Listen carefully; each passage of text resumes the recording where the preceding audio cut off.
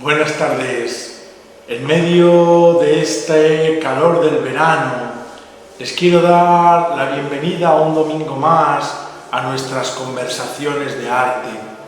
Hoy vamos a dedicar nuestro programa a un arte que en España, sin duda ninguna, pues tenemos, si no las mayores joyas, sí de entre las mayores joyas, pues de dicho arte, ¿no? Me refiero hoy al arte románico. Se denomina el arte románico al que se dio en Europa entre los siglos más o menos XI hasta el siglo XII, ¿no? Vemos cómo en la Alta Edad Media apareció un nuevo estilo que dio sobre todo e impuso una uniformidad estilística que permitió edificar miles de iglesias por toda Europa, que curiosamente seguían los mismos principios y patrones artísticos. El románico, cuya denominación hace referencia sobre todo a esa inspiración en las técnicas y en las formas del arte romano, del que ciertamente pues ya hemos estudiado algún domingo atrás, ¿no? Pero vemos sobre todo que el arte románico fue un primer estilo internacional europeo, aunque cuando vemos ciertamente este arte románico, pues dependiendo de la zona, la nación o la provincia, el estilo quizá tiene unas características particulares y diferentes, ¿no? Siguiendo por tanto con esta apasionante historia que vamos trazando, para no perdernos tenemos que partir de la importancia sobre todo que tuvo una fecha que significó un antes y un después, no solo en lo que se refiere a las creaciones artísticas, sino en general a la historia y a la humanidad. Este fue sin duda el año 1000, con el que se iniciaría esto que llamamos el milenarismo, ¿no? Que ciertamente condicionó a una sociedad y que sobre todo fue capaz de dar un arte como fue el arte románico, ¿no? Vemos como después de las invasiones bárbaras que sucedieron, como fuimos viendo a la caída del Imperio Romano de Occidente, de los siglos VIII y IX, y de todas las luchas, sobre todo pues de todos los descendientes de Carlomagno, que contribuyeron sobre todo a alimentar pues ese esfuerzo, sobre todo para reconstruir lo que estaba arruinado y poner en explotación sobre todo nuevas tierras y sobre todo investigar nuevas creaciones artísticas, ¿no? De esta forma vemos cómo la población fue aumentando y cómo esas pequeñas aldeas se fueron convirtiendo en grandes núcleos urbanos.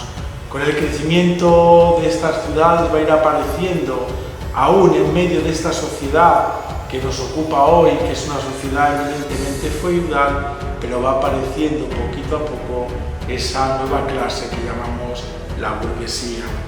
Vemos cómo durante la Edad Media, sobre todo en la segunda mitad del siglo X y sobre todo la primera mitad del siglo XI, los pueblos invasores fueron asimilando pues toda la cultura que se daba en Occidente y se detuvieron sobre todo pues esos avances de los musulmanes que se estaban dando por el sur, ¿no? Algo que condicionó mucho también la sociedad de esta Alta Edad Media.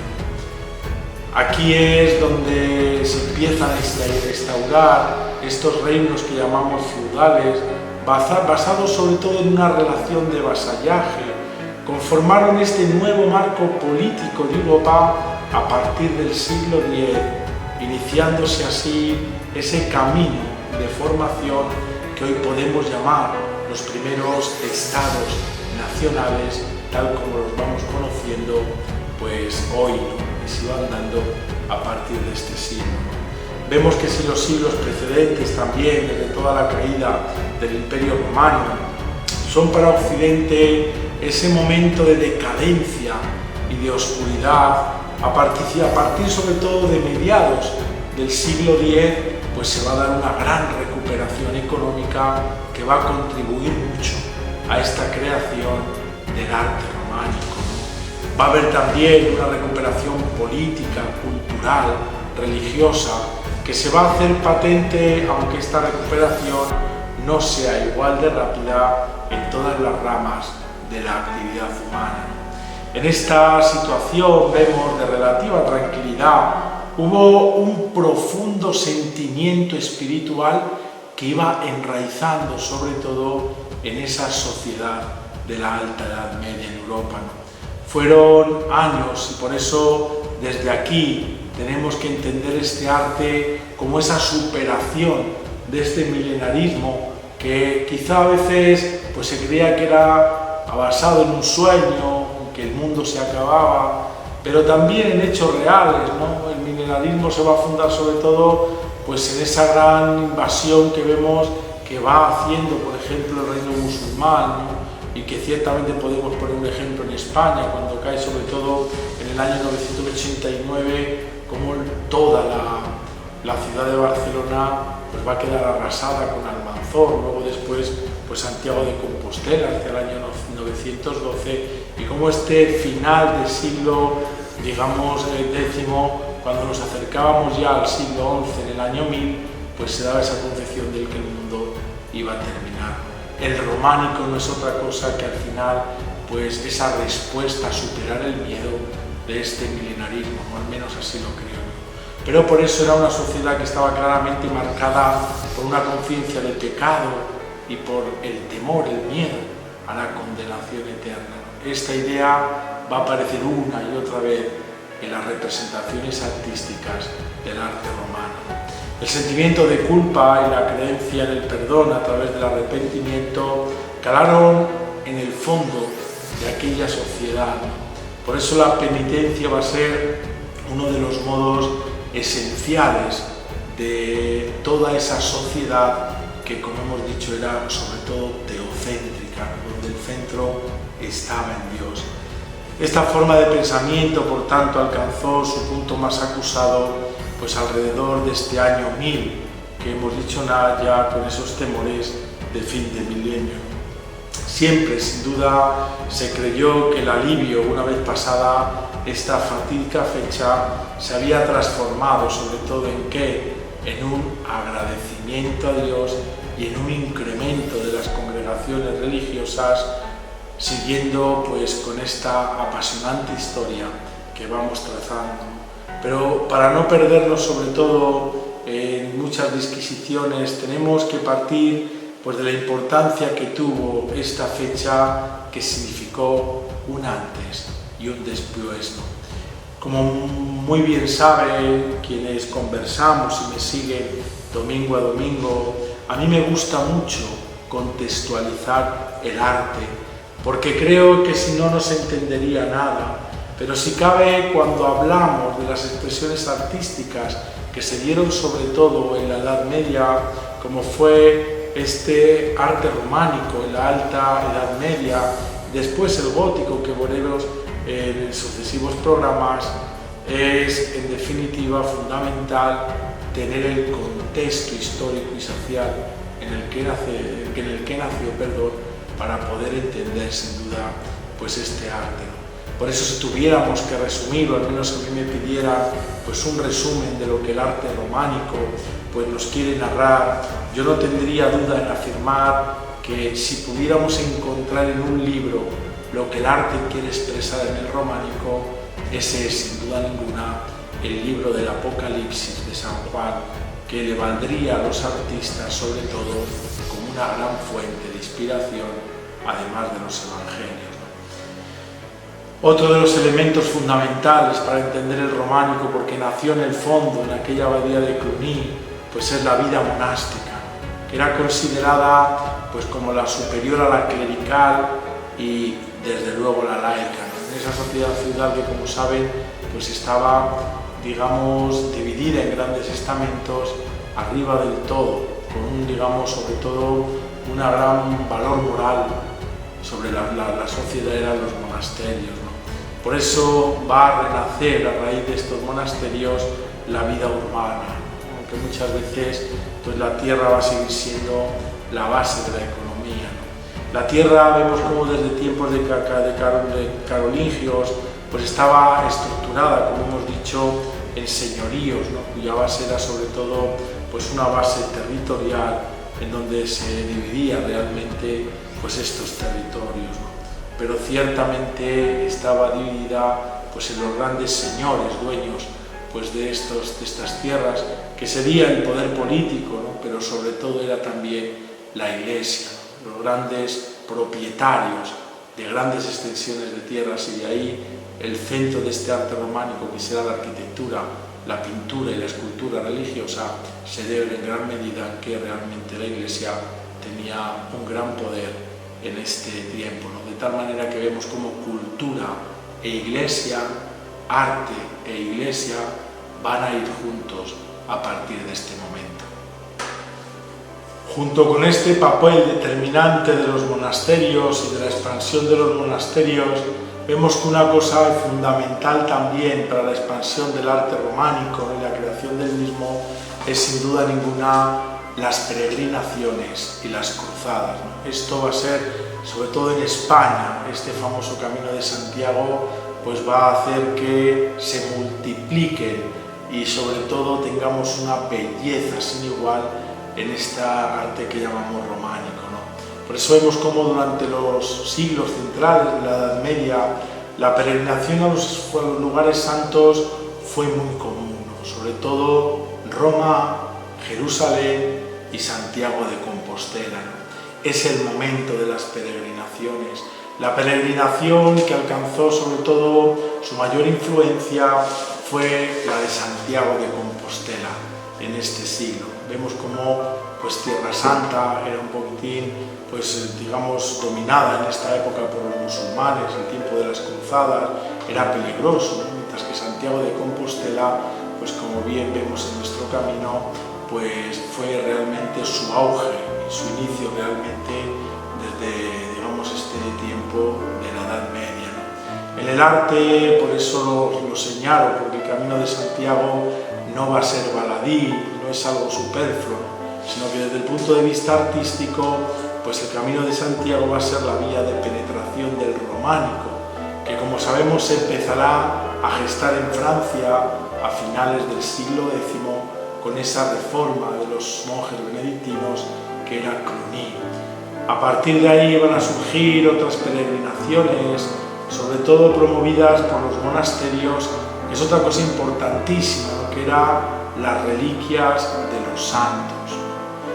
No había, digamos, un lugar que se preciara que no tuviera su reliquia de un santo, especialmente de los mártires, ¿no? Esto dio lugar en esta época pues, a un trasiego tremendo de reliquias de compraventa, muchas de ellas pues, realmente falsas, ¿no? Porque incluso tenemos santos que si las juntáramos tendríamos 4 o 5 brazos del mismo santo, ¿no? Pero esto también va a ser muy importante, por eso quiero referirlo a la hora de hablar del arte románico, ¿no? Porque cualquier lugar, cualquier señor quería en su terreno, en su tierra, traer un santo, una reliquia, y esa reliquia que se va a hacer fuente de peregrinación, pues van a construir un templo, una iglesia, un monasterio, pues para albergar la reliquia, ¿no?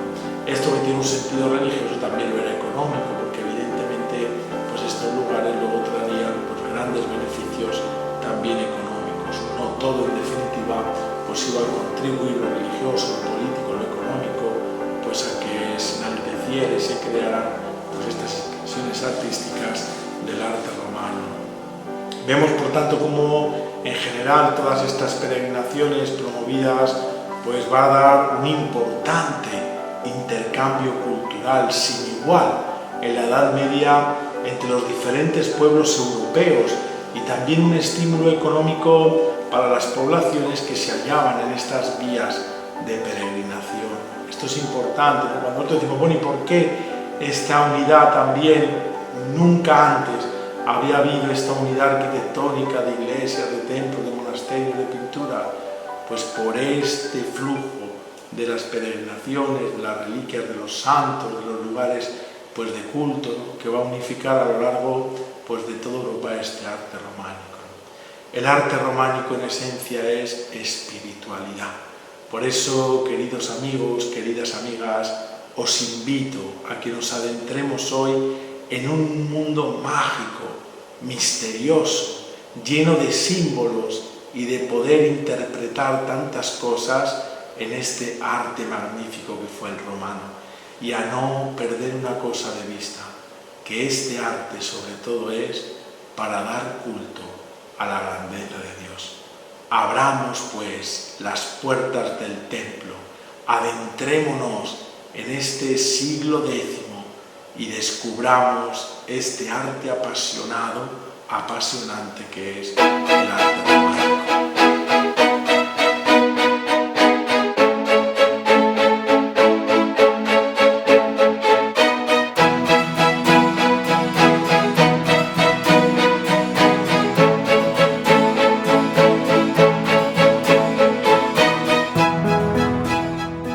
Como ya hemos dicho en esta introducción primera, sin duda el románico es el arte de la primera unidad europea, ¿no? Es el arte incluso que nace en Europa y se desarrolla en Europa. Pero, ¿por qué este nombre? El nombre de románico fue un término que le dieron los historiadores del siglo XIX al ver un arte unitario que se encontraba a lo largo de toda Europa con unas características entre ellos muy parecidas, ¿no? Más concretamente, este término se lo debemos pues al gran arqueólogo Charles de Girbel, que en 1820 le dio este nombre, ¿no? Porque él creía que este arte pues recordaba mucho a lo que se había encontrado en Roma, ¿no?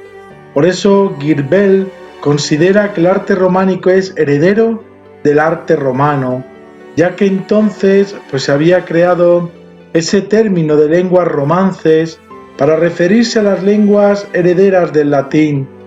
De Girbel lo que hace va a ser asimilar este término a la arquitectura. Considera, por tanto, después que el gótico será un arte anticlásico y por eso no va a hacer su extensión del término a todo lo que se va a desarrollar en la Edad Media, sino solo al estilo que hoy vamos a tratar. Lo fundamentaba sobre todo en que los arcos de medio punto y la piedra se parecían a la arquitectura romana, como de hecho así era. No podemos olvidar el gran periodo de romanización que tuvo toda la península ibérica y evidentemente casi toda Europa, como vimos ya en el pasado programa del arte romano, ¿no? Este es un periodo, vemos, de transformaciones, que se da todo, y aquí será la clave para entender el arte románico del año 1000, ¿no? Donde dio lugar a un nuevo estilo arquitectónico que primero se llamará el prerrománico y que constituyó ese puente entre el arte carolingio y el románico. Sus construcciones civiles solo se conocen a través de la arqueología, porque prácticamente pues no tenemos ningún ejemplo, ¿no? Sin embargo, su arquitectura religiosa va a incluir las muestras mejor conservadas de este periodo en el terreno monumental. En efecto, vemos cómo Occidente se cubrió de iglesias nuevas gracias a los numerosísimos donativos y a la gran donación de los constructores. Estas obras, que sustituían los edificios destruidos durante las invasiones, van a preferir la piedra a la madera, y simplemente esto porque sabían que la madera era altamente inflamable. Y el arte románico, de aquí tenemos que partir y será el eje para poder entender, es un arte sobre todo religioso, un arte para dar gloria a Dios, un arte que en definitiva por eso tenía que ser imperecedero, y por eso la piedra era lo que mejor simbólicamente reflejaba la eternidad de la religión y de la fe. Vemos, por tanto, que el románico creó algo muy importante que tenemos que tener en cuenta, ¿no? Y que es un arte de integración. Esto es fundamental para poder entenderlo. Y decimos que es un arte de integración porque, como digo siempre, no nace de la nada, sino que es el fruto de muchas influencias culturales de su entorno. No solo recoge la influencia que le trajo el río artístico de Roma, como ya hemos dicho y al que debe en gran parte su nombre, ¿no?, sino también la influencia de los bárbaros, cuyo término tenemos que tener mucho cuidado cuando hablamos en historia como en arte del término bárbaro, que no significa salvaje, sino está atribuido a un término que quiere decir extranjero, porque sabemos que los bárbaros en todas sus expresiones, empezando por los visigodos, pues tenían unas creaciones artísticas y culturales muy interesantes, como vemos en esa concepción abstracta del arte bárbaro, que supone un arte basado en el geocentrismo, donde las formas vivas, generalmente animales, no son más que un pretexto para crear una ornamentación. Esta concepción de lo que llamamos el arte bárbaro, abstracto del arte, lo podemos sintetizar en 3 puntos que luego recogerá también el arte románico, ¿no?, como es la simetría, como es la estilización y sobre todo el gran gusto por los materiales que eran ricos en color, ¿no? Lo veremos luego en toda esa expresión de pintura plástica del románico en las iglesias, ¿no? También junto a esto, pues es innegable pues toda la influencia que tuvo en el arte románico, pues el arte de Bizancio y sobre todo el mundo árabe. No podemos olvidar cómo pues toda la península ibérica, especialmente en España, pues tuvimos desde el año 711 esa invasión musulmana que dio también a una creación artística realmente bellísima. Pero como estamos en un programa de arte, si yo tuviera que elegir algo que nos resumiera todo esto y pudiera darnos ese pistoletazo de salida a este arte románico, es sin duda para mí una de las iglesias más bellas y simbólicas que tenemos en España, la iglesia de San Cebrián de Mazote, uno de los mejores y más completos ejemplos de esa arquitectura que ha adoptado distintos nombres, desde la de mozárabe, acuñada por Gómez Moreno, a la de iglesia de repoblación, que bautizó el gran Isidro Bango Torviso. Esta iglesia, situada en la comarca de Montes Torozos, de la provincia de Valladolid, la iglesia de San Cebrián de los Mazote, como vemos en nuestras pantallas, luce perfecta después del conjunto de restauraciones acometidas, aunque por eso mismo hay que percatarse de las partes que son originales y las que son reconstruidas o restauradas, especialmente, pues si alguno va, que les invito a que la vean, pues todo lo que encontramos todo restaurado y reconstruido en el costado meridional. Esta iglesia de San Cebrián es una iglesia de un monasterio fundado por el abad Martín a final del siglo IX o comienzos del X, y es una de las 2 únicas iglesias, junto a San Miguel de la Escalada, fundadas por comunidades monásticas mozárabes, fijaros, procedentes de lo que era el Al-Ándalus. La iglesia mozárabe de San Cebrián debió iniciarse en esta época, aunque sabemos que no fue terminada hasta mitad ya del siglo X, cuando ya estamos en este inicio del arte románico. Se trata, por tanto, de la iglesia mozárabe más grande de las que se conservan, 30 metros de longitud, y tras las restauraciones sucesivas también es de las mejor conservadas de este periodo. Como confirman todos los expertos que se han acercado a este templo, es un edificio del máximo interés, pues en él se funden reminiscencias de distintas épocas y tendencias dentro de lo hispano. Por eso he querido comenzar este programa para ver cómo un arte no nace de la nada, sino cómo estas influencias que ya hemos descrito se dan en un ejemplo concreto, ¿no? Lo vemos en las formas paleocristianas de esta iglesia, en sus formas visigodas, asturianas e incluso califales y el inicio del románico. Digo esto porque nada más entrar, uno puede tomar conciencia del espacio de esta iglesia, Vemos que son 3 naves paralelas sobre una estructura basilical, así como las columnas y capiteles que en ellas se encuentran, que nos dan esa idea de lo que fue la influencia de la planta basilical propia del arte romano y que se usó sobre todo en la arquitectura prerrománica.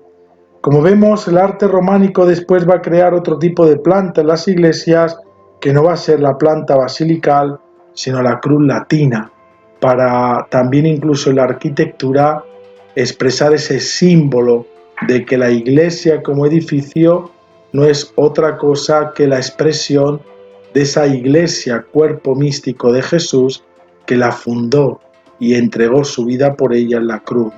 Y ya la misma planta de cruz latina en la que se van a construir las iglesias en sí mismo va a ser ya un símbolo de lo que nos quiere decir, porque el arte románico es un arte eminentemente espiritual y teológico.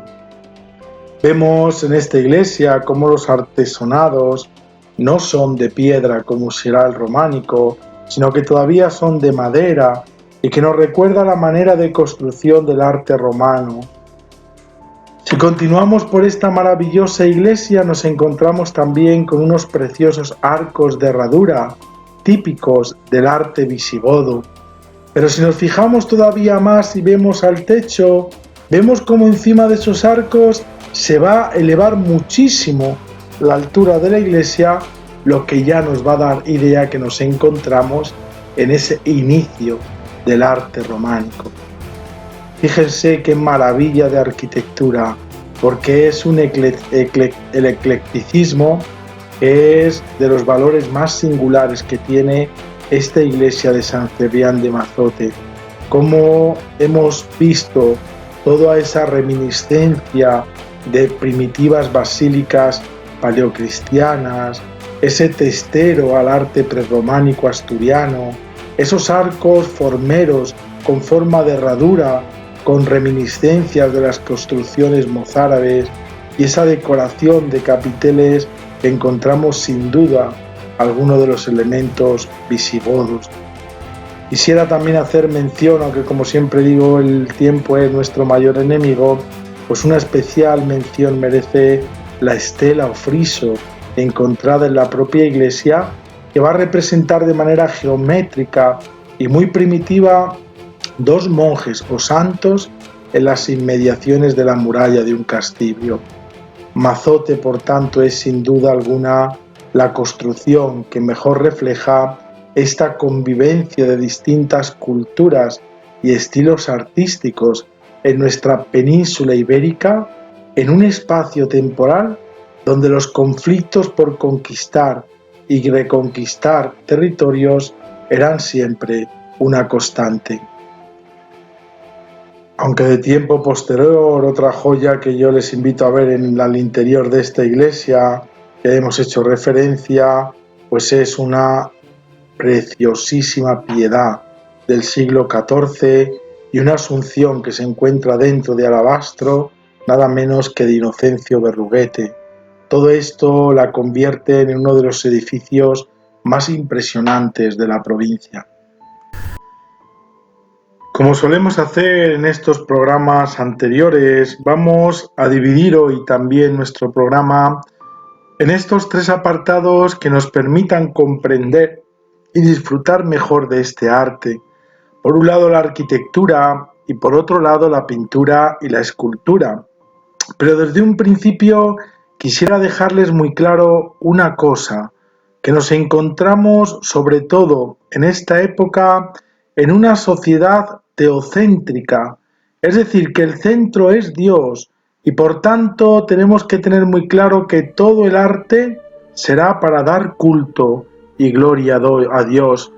Nos encontramos en una sociedad feudal, por lo que veremos que cualquier representación artística responderá a esta concepción de la sociedad, porque como digo siempre, si uno quiere ver cómo era la sociedad de un tiempo, el arte es la mejor expresión del alma, del corazón, de la mente, de los deseos de esa sociedad que la produjo y la hizo, ¿no? Por eso es muy importante pues concebir cómo todas las representaciones artísticas de este momento, pues sea Dios, como todo lo que tenemos civil, aunque poco, va a representar pues ese esquema de vasallaje, por una parte de Dios como Señor y de los hombres como siervos. Por tanto, el centro del arte románico, y desde aquí quisiera partir y lo que lo tuviéramos muy claro para poder mirarlo bien, porque es un arte también muy simbólico, el centro será la iglesia, de tal manera que en gran medida la pintura y la escultura estarán siempre supeditadas a la arquitectura. ¿Para qué? Especialmente para tres funciones fundamentales, sea la pintura como la escultura, tiene tres funciones en el románico. Primero, uno que podíamos decir de enseñanza, pedagógico. Como la mayoría de aquella época las personas no sabían leer, era la Biblia de los pobres, así podían transmitirles el contenido de la fe, por lo tanto tiene un valor didáctico. El segundo es moral. Por eso el libro fundamental que vamos a encontrar muchas veces en que se va a representar figuras, esculturas, va a ser sobre todo el Apocalipsis, porque digamos que también el arte tenía esta segunda función de moral, de intentar meter a la gente esta diferencia entre el bien y el mal, el cielo y el infierno. Y una tercera, sin duda, pues también característica, es el de belleza. Fijaros, esta concepción de unir a Dios con la belleza es algo que se encontró ya en la época de los visigodos. El arte visigótico es el que nos va a dar como una de sus grandes aportaciones, pues decir a Dios desde lo bello, unir a Dios con belleza, teología con belleza. Yendo a la arquitectura románica, vemos cómo esta arquitectura, como toda la cristiana medieval, es fundamentalmente religiosa.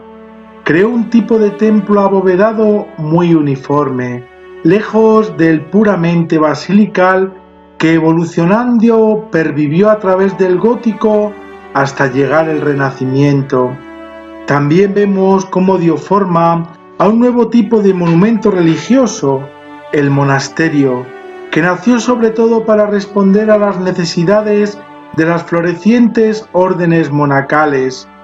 Igualmente pese a sus cambios posteriores, conservó durante muchos siglos parte de los rasgos generales que ahora se imponen. Dado que la ciencia se encontraba en los propios monasterios, sus monjes mismos solían ser los arquitectos.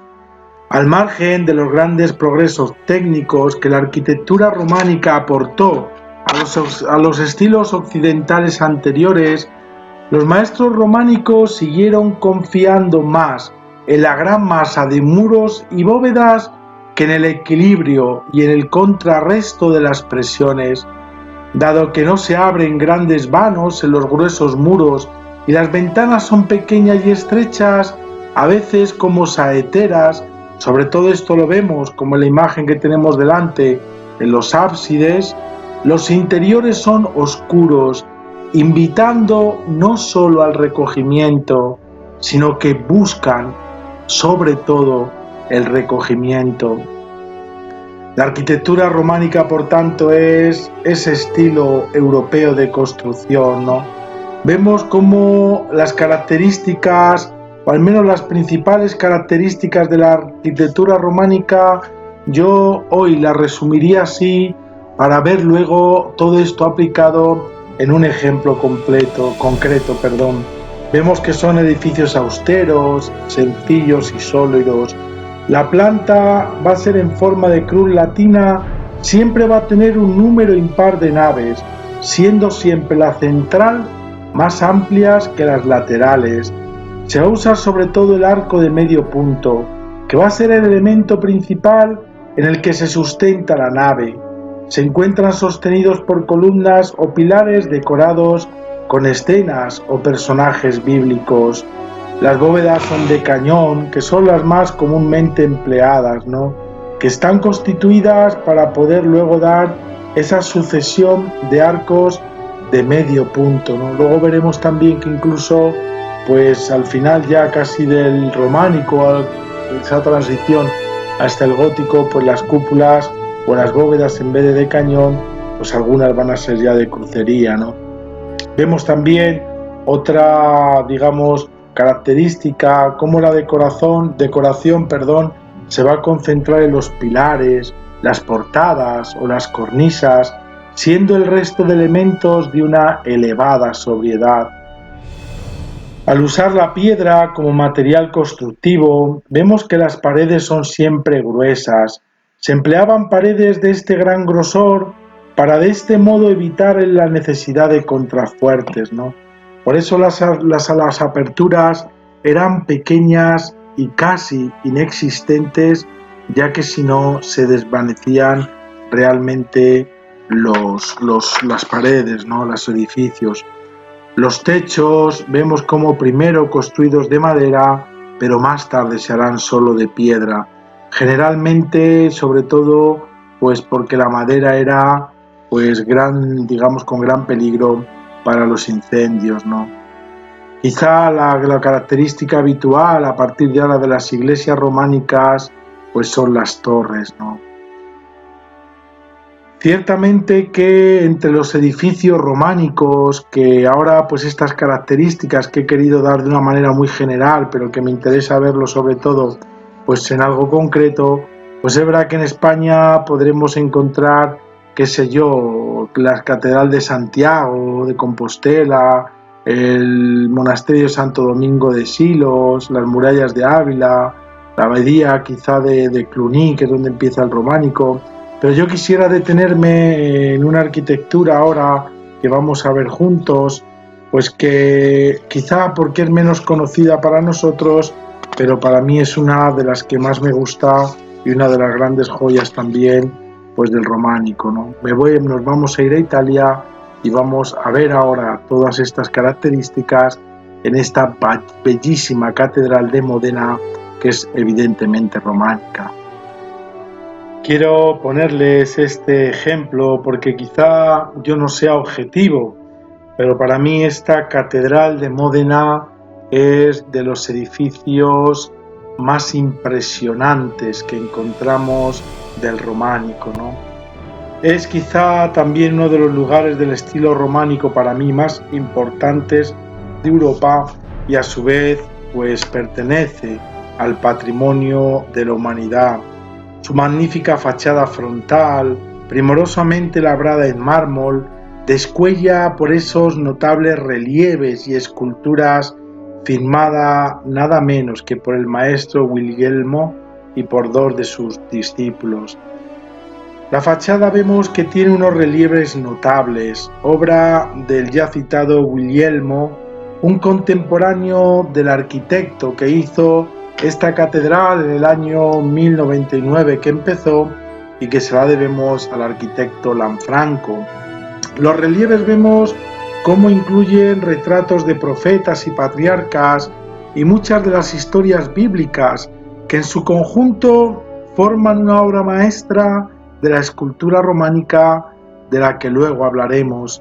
Los expertos han señalado la manera en que se representa la creación de Adán y Eva, el pecado original y la historia de Noé.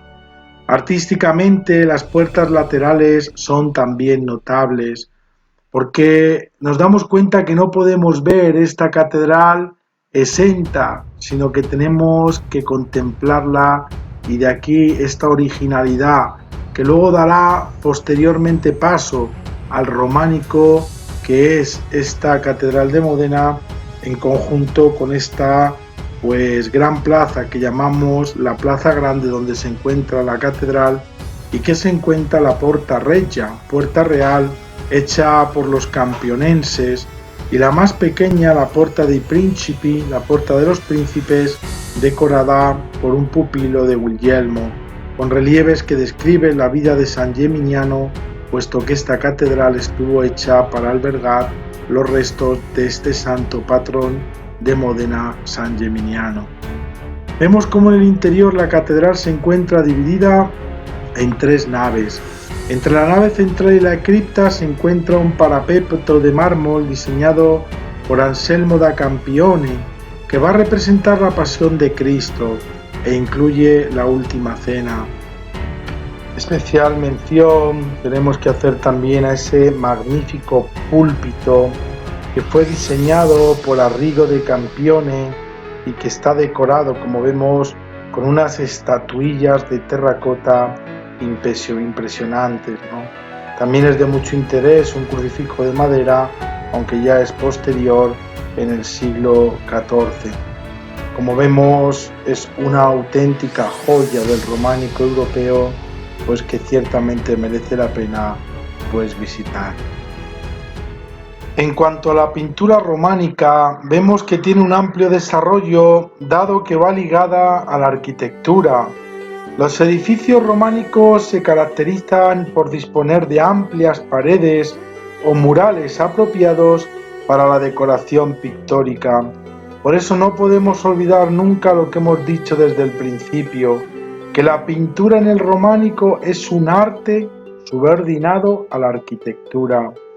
Por eso la necesidad de obtener una rápida impresión religiosa en el visitante a la iglesia, tan pronto como entran en el edificio, hizo que el uso de la pintura fuera un recurso muy valioso, ¿no?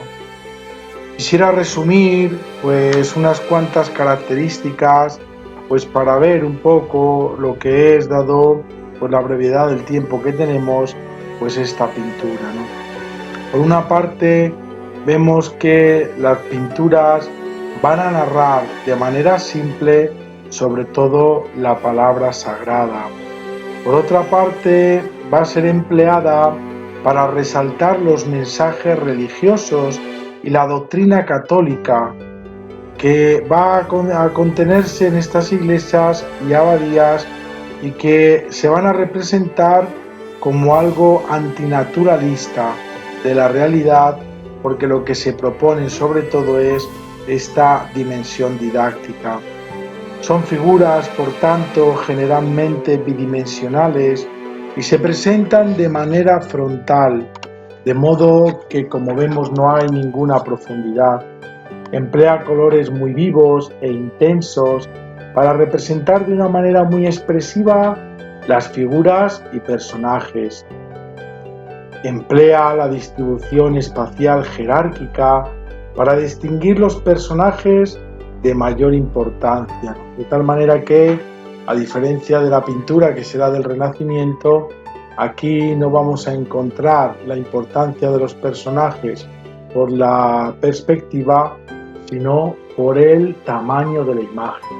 Siempre en la pintura románica, en esta época, los personajes principales e importantes los pondrán de mayor tamaño.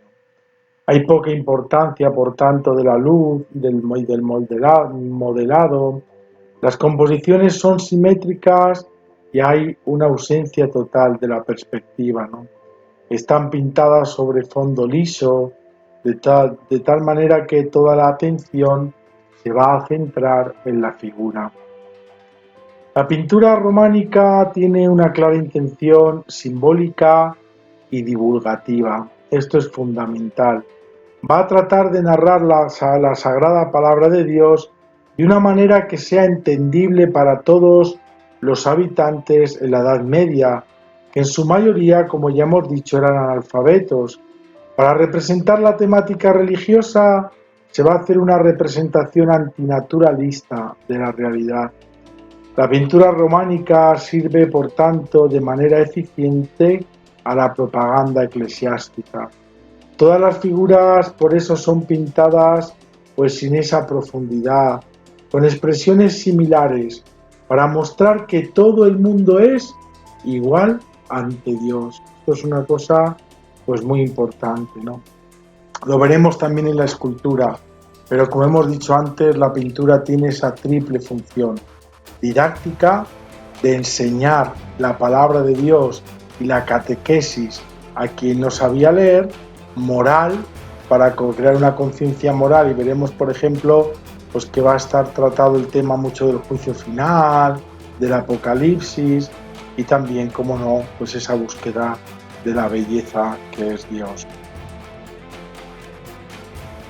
Como ejemplo de la pintura románica, creo que es obligado en este programa pues detenernos en las pinturas de la iglesia de San Clemente de Taúl. Unas pinturas que, como sabemos, eran al fresco y que fueron pasadas al lienzo en el año 1920 por orden de la Junta de Museos para que se conservaran, ¿no? Estas pinturas de San Clemente de Taúl, que hoy las podemos encontrar pues en el Museo Nacional de Arte de Cataluña, y que la Iglesia simplemente, pues desde el año 1960 hasta 2013, pues hizo una réplica de tamaño algo menor al original, ¿no? Vemos que es una de las grandes obras maestras del románico europeo. Su genialidad reside en la combinación de elementos de diferentes visiones bíblicas, especialmente tomadas del Apocalipsis y de los profetas Isaías y de Ezequiel, para presentarnos al Cristo del juicio final. Este aparece desde el fondo provocando un movimiento centrífugo de la composición en la que domina el sentido ornamental de los perfiles y la habilidad en la utilización del color para dar volúmenes, ¿no? La pintura mural del ábside central forma parte del conjunto pictórico que comprende también la decoración de los arcos triunfales, la del ábside lateral, la inscripción de consagración y una ventana anterior. La cronología de estas pinturas toma como referencia la inscripción pintada que se ha conservado sobre una columna del lado del Evangelio, ¿no? Y la inscripción nombra la consagración de la Iglesia en el año 1123 y presenta los caracteres del mismo tipo que las diferentes inscripciones de la pintura del ábside, ¿no? La obra del ábside se trata de una Maiestas Domini o Pantocrator, la epifanía del Dios legislador todopoderoso que viene a juzgar al pueblo. El ábside de San Clemente de Taúl presenta un colorido amplio de tonalidades, como vemos, y una línea con color negro que configura los contornos de las imágenes representadas con ese sentido monumental, así como una composición estructurada de varios registros. Registro superior, vemos que se representa el cielo. En este registro vemos cómo encontramos el Pantocrator entronizado dentro de lo que llamamos la mandorla, con los pies sobre la bola del mundo y su mano derecha que bendice con 2 dedos a la manera griega. En la mano izquierda lleva un libro abierto con la inscripción Ego sum lux mundi, yo soy la luz del mundo. Vemos su rostro alargado de penetrante mirada. Está realizado con marcadas líneas, las cejas arqueadas, ojos, boca, barba y pelo de manera simétrica y aplicado el color con pintura plana, pero con 2 tonalidades, una clara y otra oscura, para conseguir ese cierto modelado que el pintor remarca en los amplios pliegues de las vestiduras. El tretamorfos está representado mediante figuras que llevan los símbolos del evangelista, ¿no? San Mateo, el ángel o el hombre, San Marcos el león, o San Juan el águila, San Lucas el toro, y 2 figuras simétricas flanqueando la composición, representando un serafín y un querubín, cada uno con 3 pares de alas. La cuenca del ábside presenta ese fondo dividido en 3 bandas de diferentes colores, bellísimos también, ¿no? El negro, el ocre y el azul. En el registro intermedio vemos 5 apóstoles de izquierda a derecha, probablemente Santo Tomás, San Bartolomé, San Juan Evangelista, Santiago, y una última figura muy mutilada que viene asociada a San Felipe y a la Virgen María, colocados uno al lado del otro, aunque de manera independiente gracias a la representación pictórica de elementos arquitectónicos, en este caso de una arcada con columnas y capiteles encima de ellos que tienen una inscripción que los identifican. En el registro inferior vemos cómo observamos estos elementos que pertenecen al mundo terrenal, así como ornamentos de tipo vegetal o geométrico que van a representar la tierra en contraste con digamos, el registro superior que era el cielo, ¿no? No se conservan muchos restos pictóricos como vemos del registro inferior, ¿no? Se intuyen elementos simplemente decorativos de zigzag propios de estos registros y que seguramente determinaban unos espacios con figuras de animales y por debajo de ellos debía estar decorado con cortinajes. De esta parte, como vemos, no conservamos absolutamente nada, por desgracia, ¿no? Pero me quiero detener en algo que para mí es la gran joya de estas pinturas, en los detalles del rostro de Cristo. Vemos un Cristo que es sobre todo de un rostro de influencia bizantina, caracterizado por el hieratismo de las figuras, la simetría y la concepción plana de su composición. Vemos cómo las figuras muestran claramente el aspecto antinaturalista de esta obra.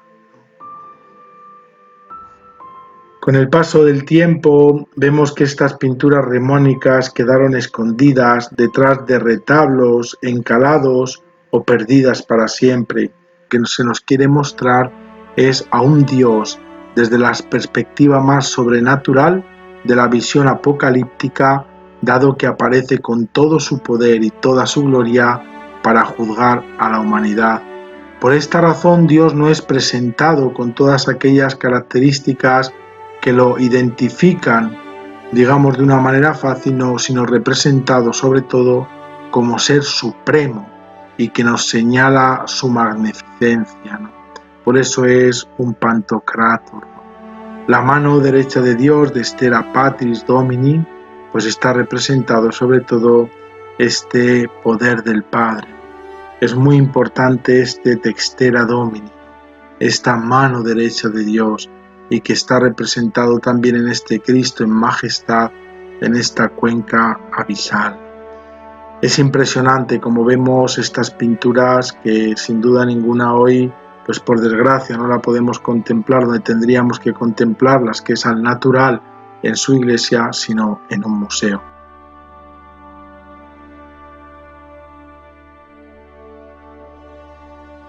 Para terminar, pues en cuanto a una palabrita, porque ya el tiempo se nos agota, pues en cuanto a la escultura románica está de igual modo que la pintura, pues subordinada a la arquitectura, ¿no? Que determina las zonas o espacios que deben ser recubiertos con relieves o estatuas.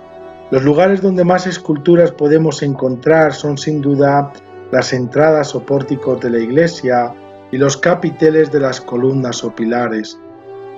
La escultura románica vemos que va a emplear sobre todo, y su uso y su misión es pues para representar lo divino, ¿no? Aumentó notablemente, sobre todo en el norte de Europa, sobre todo para decorar los interiores de estas estructuras arquitectónicas. Estas imágenes se llevan a cabo sobre todo en madera policromada, y en algunos casos se recubren con metales como el bronce o la plata. Otras esculturas se esculpían para decorar las fachadas de los edificios, siendo en los dos casos pues sobre todo un importante pues vehículo propagandístico, ¿no? Evidentemente pues también la mayor parte de la escultura que encontramos está hecha sobre piedra, ¿no? ¿Qué características podemos encontrar en esta escultura románica? Pues la primera sin duda es este propósito didáctico y no artístico. Las obras se hacen por encargo y siempre con la finalidad de narrar o educar sobre temas religiosos. Hay una estilización y desproporción de las figuras en busca de un antinaturalismo que divinice las figuras que aparecen. Por eso van a ser tan antinaturales. Hay una perspectiva incorrecta, y es que la relación entre el tamaño lógico de la figura y el fondo es distinto, muy distinto a la realidad. En los relieves, las diferencias de tamaño muestran la importancia de la figura representada, ¿no? Es una composición simétrica. En los tímpanos esta composición va a tener siempre la figura de Cristo como el eje de la representación. Las figuras o la expresión de las figuras es en ocasiones muy exagerada y en otras muy planas. El resultado final de la obra es realmente tosco y rígido. En esculturas de conjunto todas las figuras se muestran a la misma altura, para representar, como hemos dicho también con la pintura, que todos los hombres somos iguales ante Dios, ¿no? En las esculturas pintadas que encontramos, sobre todo, se van a emplear colores muy vivos y muy brillantes. Para ver, porque ya no tenemos tiempo casi, la magnífica calidad de estas esculturas, aquí les pongo simplemente, sin comentar, simplemente a modo pues de flags, estas impresionantes esculturas que encontramos en la fachada de la Catedral de Módena, de la que ya hemos hablado anteriormente y que creo que es mejor la imagen que cualquier palabra que yo les pudiera decir.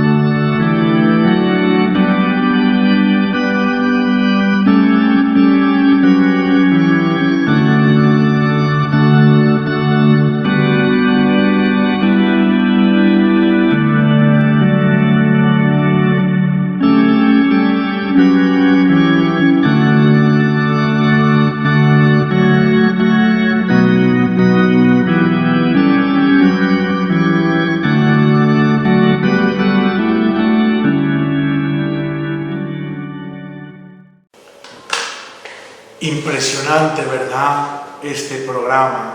Si realmente hemos descubierto auténticas joyas, qué bonito lo que hemos descubierto hoy, ¿no? Fijaros, más allá de esa leyenda negra que hay sobre la Edad Media, como oscura, como simplemente pues guerras, ¿no? Hoy hemos descubierto que no es verdad, que había grandes cosas culturales, grandes personajes, como nos lo narra este programa que hemos dedicado al arte romano. Decía uno de los grandes estudiosos del románico, que tiene varias guías y estudios sobre el arte románico, Jaime Cobreros, decía en una frase muy bonita, ¿no? Que es que el románico habla al corazón del hombre y a su inteligencia más profunda. Creo que no se puede resumir mejor lo que representa el arte románico. Cuando se estudia el románico, frecuentemente vemos que se admiran los aspectos pues, estéticos que realmente tienen pues, un indudable fin también estético, ¿no?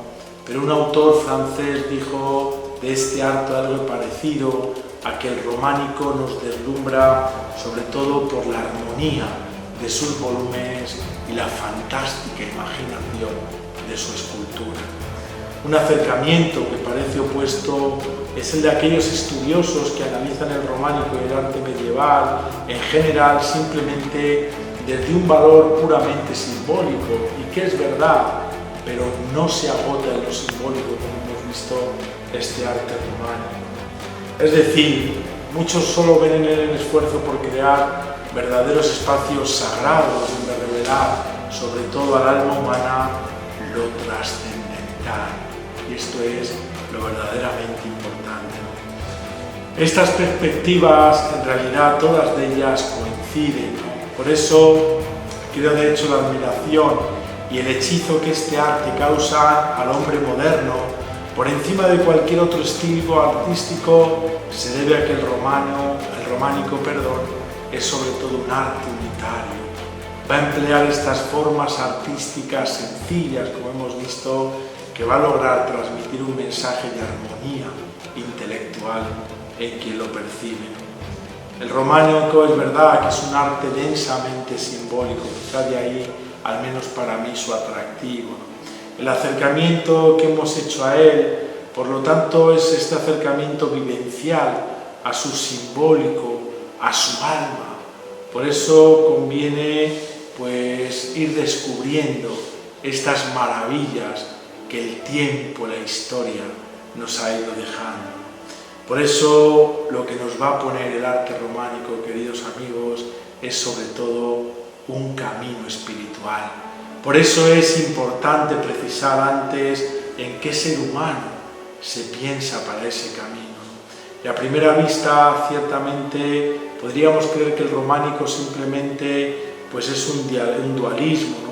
Sin embargo, yo cuando oigo estas cosas, a mí me convenzo más con una expresión, ¿no? Y es que más que hablar del ser humano que nos transmite el románico como un ser dualista, ¿no? Cuerpo y alma, el alma por encima del cuerpo, yo creo que el románico lo que nos da es la visión de un hombre de una complejidad en tensión, más que de hablar de un puro dualismo, ¿no? Y esta tensionalidad, al menos para mí, está simbolizada en el propio cuerpo de la persona que hemos visto a lo largo de este programa, ¿no? Y que aparece en la cabeza, que no es solo racional, sino abierta a lo espiritual, y esas piernas que aparecen grandes en este arte románico que nos dice que también el hombre está pegado a lo terrenal, que está enraizado en ese ser terreno que Dios nos quiso. Por eso digo que en la antropología del románico, cuando uno estudia este arte, al menos para mí, no es simplemente decir que es un ser dual, sino esta compleja tensión que representa la cabeza abierta a Dios y los pies enraizados en la tierra. El camino espiritual, por tanto, que hemos presentado, vemos que en el románico va a tener a Jesús el Señor como su inspiración, y esto va a ser el centro de todo el arte románico, ¿no? Es su impulso Jesús, es su horizonte el Señor. Por eso la presencia de Jesús el Cristo va a ser decisiva en el arte románico, no solo por la frecuencia que aparece, ¿no? Sino especialmente por toda la relevancia del lugar y del modo en que viene representado. En cuanto al lugar, aparte de que el crucificado pueda presidir tantas veces pues el altar y esté en otros espacios clave, como por ejemplo los claustros, está muy presente, sobre todo en esa invención del románico, que es el tímpano que hemos visto estructurado, ¿no? Que centraliza la fachada del templo y que es una imagen muy bien de lo que es el centro de este arte, de tal manera que ese tímpano no es solo un lugar elegido al azar, sino que es un símbolo de que todo el arte que se producía, como en esos tímpanos, se representa y es sin duda que Cristo, ¿no? Vemos por tanto que este mundo es de una riqueza inigualable, artístico-simbólica, que se va a representar en todas sus manifestaciones, ¿no? Yo, para terminar, quisiera decir que quizá por sintetizar un poco este programa, vemos como el arte romano lo que pretendió es, sobre todo, proclamar a Jesús con 3 modos y 3 títulos que hemos encontrado y encontraremos a lo largo de todo este arte. Jesús como Salvador, Jesús como juez y Jesús como Señor. Espero que hayan disfrutado y les espero el domingo próximo. Gracias por estar un domingo más aquí, y nos vemos el próximo domingo. Buenas noches.